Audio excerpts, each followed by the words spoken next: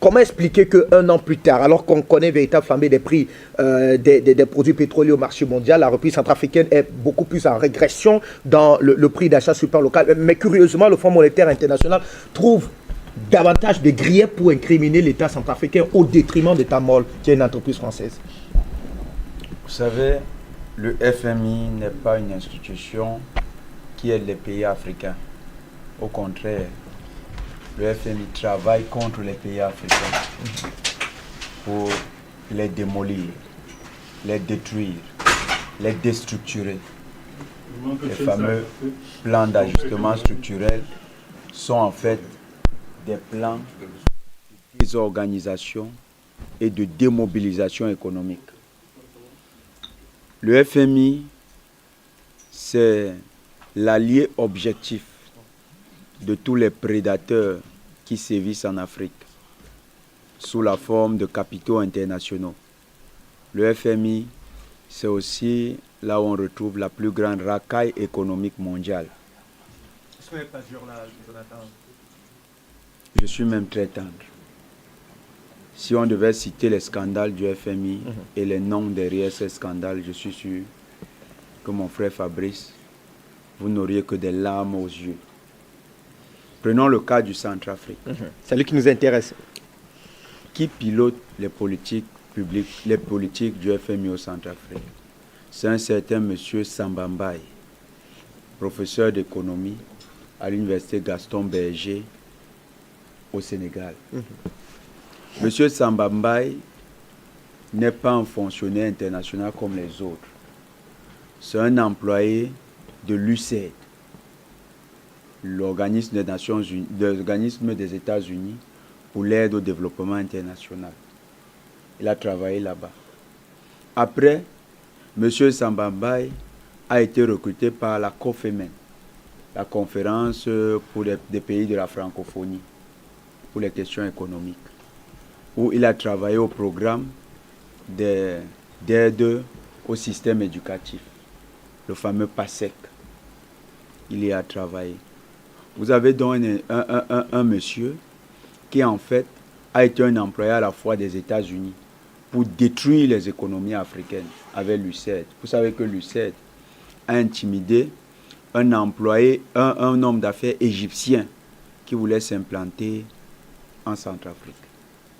L'USAID a demandé à ce monsieur de ne pas y aller parce que s'il y va, il serait placé dans la liste des personnes sous sanction du département d'État des États-Unis. C'est cet organisme qui a employé M. Samba Mbaye. M. Samba Mbaye, c'est aussi un employé de la diplomatie française. Il a travaillé pour la COFEMEN, nous l'avons expliqué. Vous avez donc un tel homme qui se retrouve à la tête du programme du FMI. Qu'est-ce qu'il demande au Centrafrique? Il demande au Centrafrique des réformes fiscales. Depuis le mois de septembre 2023, depuis le mois de juillet 2023, le président Faustin Archange Touadéra, digne panafricaniste, a demandé au ministre du Commerce, ministre des Finances, ministre des Transports et d'autres ministères liés à la question fiscale de travailler autour d'une commission interministérielle pour baisser le prix de tous les produits, pas seulement du carburant, tous les produits. Ces derniers sont en train d'y travailler. Et ils sont en train de répondre aux engagements que le Centrafrique a pris auprès du fameux FMI. C'est-à-dire engager des réformes. Comment est-ce qu'on peut répondre effectivement à vos désidratats et finalement vous retourner contre nous? Parce qu'il fallait quand même trouver quelque chose pour répondre à ces désidratats. On va entrer. Il y a les efforts qui sont faits, Fabrice. Le gouvernement a réussi, et tout à l'heure le président Jules Ndiaye a expliqué que nous sommes passés de 1600 à 1350. Aujourd'hui, le Centrafrique est en train de travailler pour que le prix soit beaucoup moindre. Vous connaissez quel est le prix?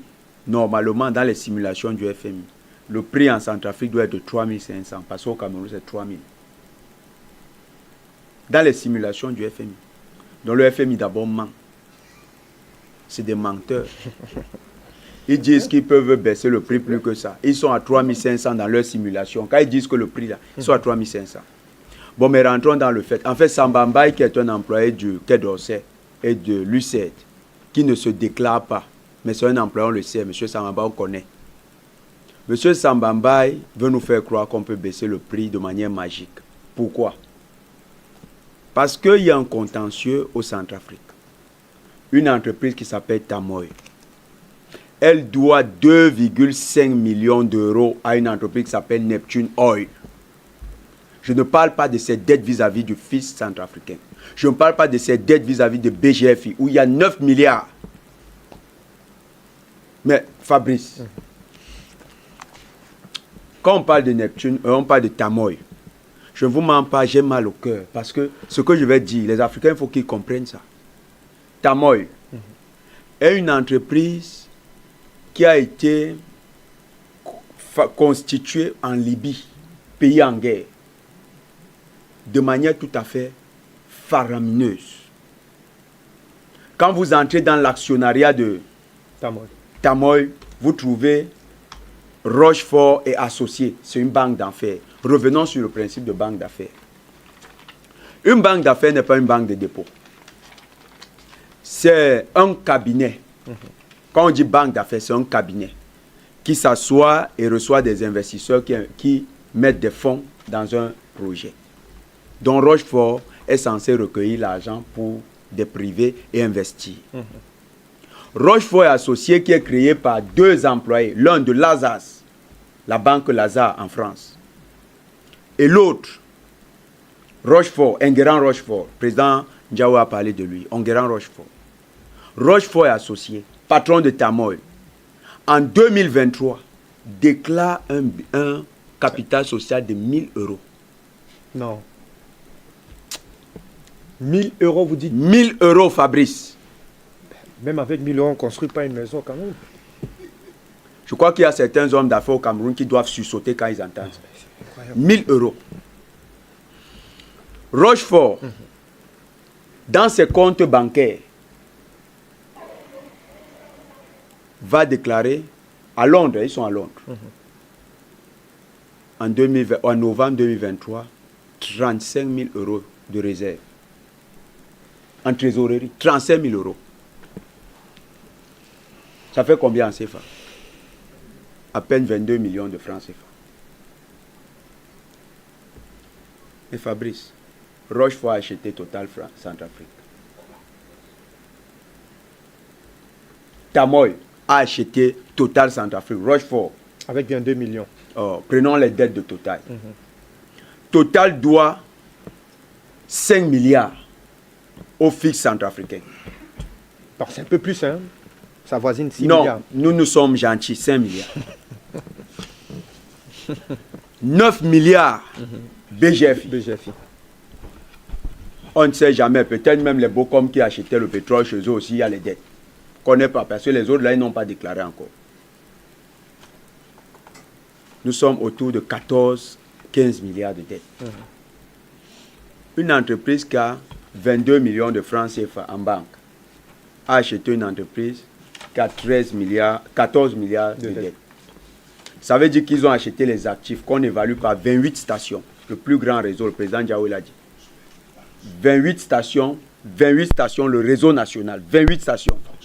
Ça veut dire que 28 stations à ravitailler, ça fait combien? Ça fait combien? 28 stations. Bon, comme ils n'avaient pas l'argent, ils ont fait fonctionner 11 stations sur 28, 11. À crédit. Donc Tamoy, qui n'a d'abord pas l'argent, a acheté Total.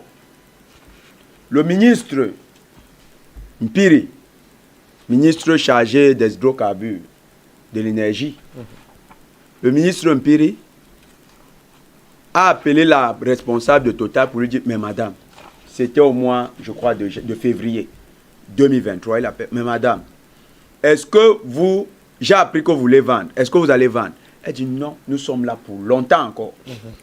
Vraiment, nous ne partons pas de votre pays.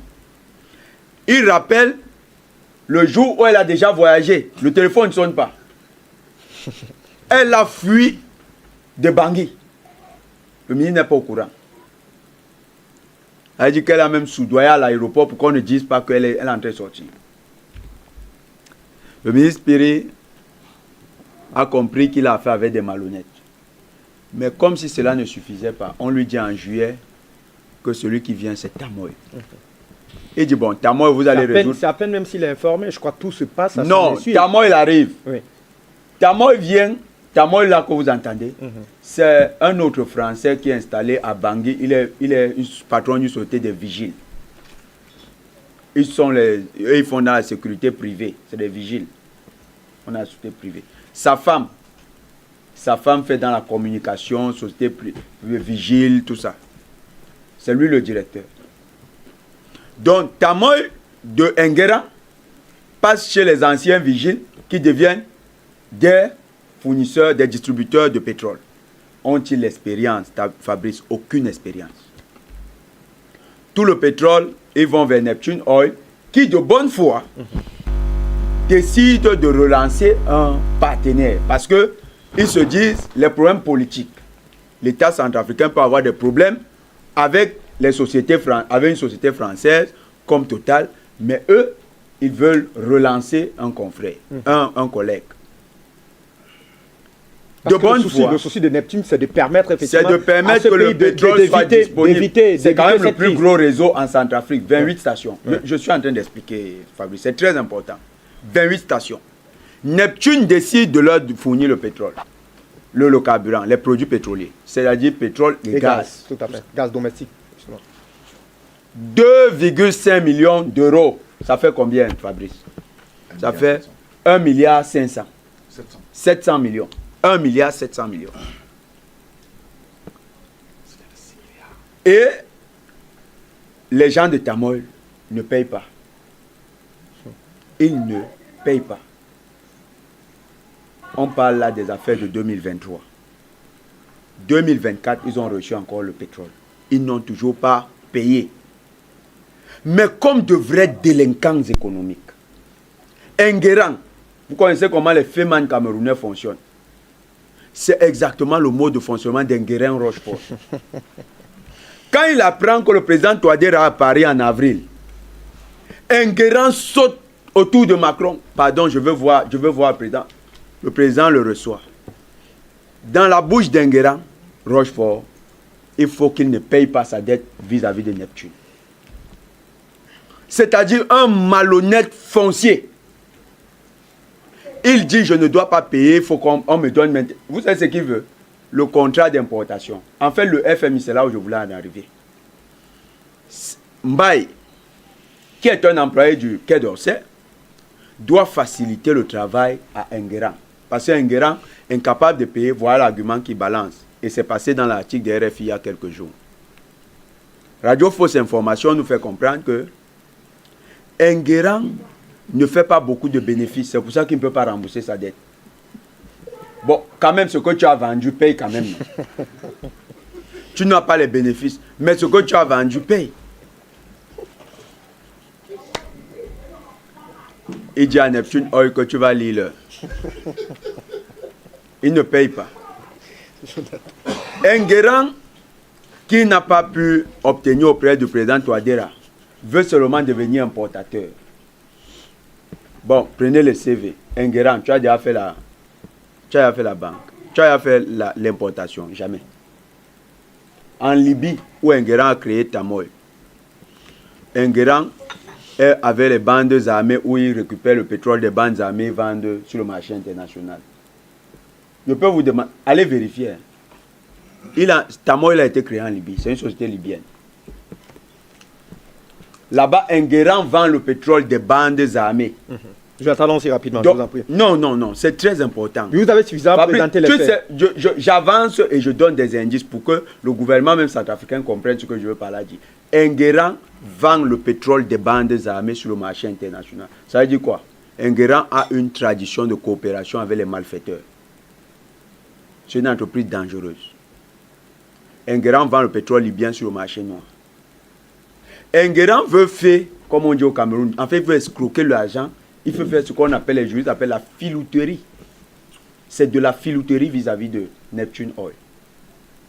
Et il veut déplacer le débat, il amène ça sur le domaine de l'importation. Il dit que quand il va importer, là, il va faire plus de bénéfices. Mais vous savez, Est-ce que n'est-ce pas là une forme de méfiance, de défiance même vis-à-vis de l'État centrafricain qui a déjà donné l'exclusivité notamment à Neptune Fabrice, Cameroun? vous êtes même loin, vous êtes sur la méfiance. Prenons là où il dit qu'il va acheter. Il dit lui-même que, c'est pas lui, c'est Total qui dit ça. Total dit que quand tu achètes à Sonara au Cameroun, parce que tout le monde s'approvisionne ce Sonara au Cameroun, quand tu achètes à Sonara, et une étude l'a montré, tu dois payer encore 10% de la valeur pour le transport jusqu'à Bangui. Donc en fait, tu achètes au prix de Neptune Oil. Et tu vas revendre ça plus moins cher comment? Si Tamoil peut nous sortir des simulations, ça sera très intéressant. Même Bandi peut toujours nous sortir de bonnes simulations. On connaît. Ça sera encore pour faire l'État centrafricain comme il a fait Neptune Oil. Donc on est dans une fémania bien organisée. Un coupage, décalage très bien organisé par Enguerrand. C'est du coupé-décalé, version française. Tamoil n'a pas les compétences. Tamoil n'a pas l'expérience. Tamoil n'a pas l'expertise pour faire du pétrole. D'accord. Tamoil n'a pas les liquidités. Pourquoi? Je vais vous dire. Et c'est pas là qu'on va sortir, je vous en prie. Non, je ne sors pas encore. S'il vous plaît, Fabrice. Non, c'est moi qui pilote l'émission, Jonathan. Non, Fabrice, s'il vous plaît, donnez-moi juste un peu de temps. Tamoil n'a pas l'expertise. Et Tamoil n'a pas l'argent. Vous savez ce que je vous ai dit, banque d'affaires, ça veut dire que vous avez des investisseurs. Quand vous allez vers une banque d'affaires, elle a ses investisseurs qui sont répartis. Il y a les investisseurs institutionnels, il y a les investisseurs privés, il y a les fonds d'investissement, tout est réparti. Son portefeuille, on appelle ça le portefeuille investisseur. J'ai travaillé dans le domaine. Tamoil Rochefort associé n'en a pas. Rochefort associé, quand vous voyez le profil de ces deux patrons, c'est des agents de la DGSE qu'on a mis à Londres. On a dit créer une banque vulgaire. Vous allez commencer à déstabiliser les pays africains comme ça. Tamoil veut en fait déstabiliser au Centrafrique. Tamoil veut créer la pénurie parce que c'est Tamoil qui crée la pénurie artificielle sur le marché centrafricain. Et c'est à cela que je voulais arriver effectivement pour questionner le docteur Douma René-Fils. En ne payant pas ses dettes, tout à fait. Tamoil veut affecter son fournisseur, Neptune Oil, le fragiliser et fragiliser sa trésorerie de telle sorte qu'il ne soit pas compétent ou bien capable d'assurer les paiements à l'international. C'est ce que Tamoil veut faire. Et comme ça n'a pas marché, parce que Neptune Oil est une entreprise camerounaise, et que le Cameroun a un partenariat stratégique avec le Centrafrique, la France veut à tout prix positionner Tamoil sur le marché de l'importation directement. D'accord. C'est ça le grand problème. Aujourd'hui, en Centrafrique, la pénurie est créée par Tamoil.